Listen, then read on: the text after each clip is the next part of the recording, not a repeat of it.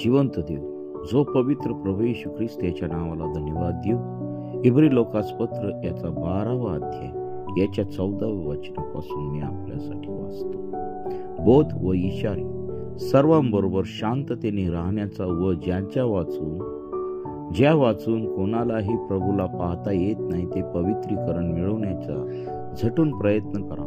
देवाच्या कृपेला कोणी उणे पडू नये, ज्यामुळे पुष्कळ जण बिघडून जातील. असे कोणतेही कडू पानाचे मूळ अंकुरित होऊन उपद्रव देणारे होऊ नये, कोणी जारकर्मी होऊ नये, किंवा ज्यांनी एका जेवणासाठी आपले ज्येष्ठपण विकले ते यसावासारखे कोणी ऐहिक बुद्धीचे होऊ नये.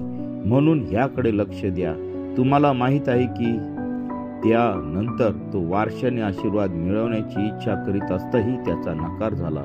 त्याने जरी अश्रू ढाळून फार प्रयत्न केला तरी पश्चातापाची संधी त्याला मिळाली नाही. वाचलेले वचन देवापा आशीर्वादित करो. आपण प्रार्थना करू. हालेलुया, स्तुती, धन्यवाद येशू देवापा. पुन्हा एकदा आम्ही तुझ्या पवित्र चरणाजवळ समर्पित होत आहोत. प्रिय प्रभूजी, हा सुंदर असा नवीन दिवस तू आम्हा प्रत्येकाला तू दिलास, त्याबद्दल मी तुझ्या नावाला धन्यवाद देत आहे. प्रिय प्रभूजी, हे सुंदर असं वचन तू आम्हा प्रत्येकाला तू दिलंस, त्याबद्दल मी तुझ्या नावाला धन्यवाद देत आहे. प्रभू, या वचनाप्रमाणे चालण्यासाठी तू आम्हाला सहाय्य कर, मार्गदर्शन कर. या वचनाद्वारे आमच्या प्रत्येकाच्या जीवनामध्ये तू कार्य कर. आज होणारे दिवसभरातील सर्व कामकाज, सर्व जणांचे प्रार्थना, उपास, या सर्व गोष्टी तू पवित्र सामर्थ्याने तू आशीर्वादित कर. आम्हा प्रत्येकाशी तू बोल आणि तुझ्या नावाचं गौरव दे. प्रभू, जे आजारी त्यांना तू आपल्या खिळलेल्या हाताचा तू स्पर्श कर.